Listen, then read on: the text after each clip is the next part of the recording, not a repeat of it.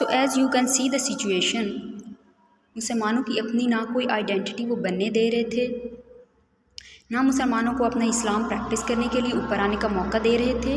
So obviously जब आपको अपनी ग़ुलामी वाली ज़िंदगी गुजारनी पड़े जहाँ पर इंडिपेंडेंटली अपना मज़हब नहीं प्रैक्टिस कर सकते, it could be difficult. And the next one is common political objective. एक ऐसा आज़ाद मुल्क जहाँ पर आप फ्रीली रह सकें, आपको आपके बेसिक सिटीज़न राइट्स मिलें, आप अपना मज़हब प्रैक्टिस कर सकें, अपनी बात आज़ादी से कह सकें हैं। So yes, the struggle of independence itself, ये इसीलिए जदोजहद कहलाती है आज़ादी के लिए, क्योंकि इसके अंदर ज़बरदस्ती मेहनत करके लोगों का माइंडसेट बदला गया।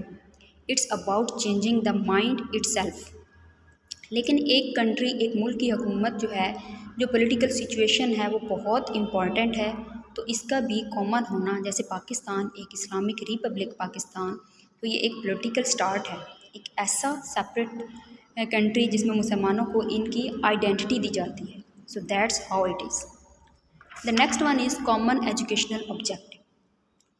एजुकेशनल ऑब्जेक्टिव जब ब्रिटिश आए सब कॉन्टिनेंट में, इन लोगों ने अपना एजुकेशन सिस्टम इंट्रोड्यूस किया, तो इसकी वजह से बहुत सारी पोस्ट, गवर्नमेंट पोस्ट जो हैं वो इसको दे दी गई टू ऑल द ब्रिटिश। जब जो हिंदू थे उन्होंने मैनिपुलेट किया, उन्होंने इंग्लिश को अपनाया और उन्होंने भी ग्रैब कर ली बहुत सारी पोस्ट, बहुत सारी positions. Muslim left behind once again. The next one is common economic objective. 1957 war of independence, they make them believe that the Muslims were to be the blamed war of independence। हिंदुओं ने जो British को यकीन दिलाया कि वार of independence की जदोजहद के लिए जो 1957 में हुई थी, इसमें ज़्यादा किरदार मुसलमानों का था। सो इसकी वजह से क्या हुआ कि मुसलमानों को ज़्यादा ग़ुलामी बर्दाश्त करनी पड़ी, ज़्यादा रूड बिहेवियर बर्दाश्त करना पड़ा ब्रिटिश गवर्नमेंट को। So they thought Muslims were responsible.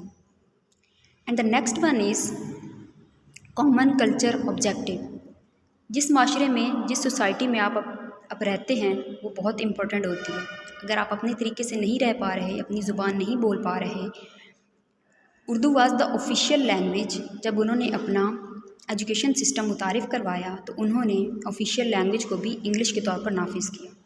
जहाँ वो ये बात करते थे कि इंग्लिश लैंग्वेज को कंपलसरी कर दिया, वहाँ हिंदुओं ने ये देखा कि इस मौके को हमें उठाना चाहिए, तो उन्होंने इस बात को प्रमोट किया कि उर्दू अरबिक स्टाइल में लिखी जाती है, सो ये इस्लाम के ज़्यादा करीब है, तो इसीलिए हिंदू जो कि देवनागरी स्टाइल में लिखी जाती है इसको ऑफिशियल बना दिया जाए। So it every all these 5 steps huge tries their best oppress the Muslims, to oppress the religion Islam. However, this gave the impetus. इसमें वो मोटिवेशन, वो जज्बा दिया गया टू ऑल मुस्लिम्स। जब एक माशरे में आप किसी गरीब को, किसी वीक को इतना दबाते हो कि वो इस लेवल तक जाते हैं जहाँ से वो फिर एक रेवोल्यूशन आती है, एक चेंज आता है,